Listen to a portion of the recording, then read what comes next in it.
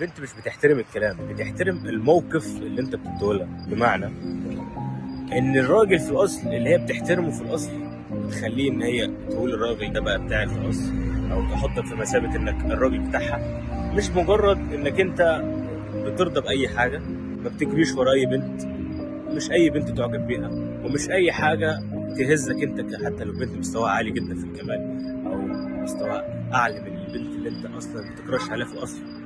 البنت دايما بتحب الراجل اللي هو ليه قيمة ذاتية أو شايف نفسه إن هو أعلى من كل حاجة، عشان تقول إن هو ده فعلا الراجل هيبقى بتاعي، مش مجرد إن هو راجل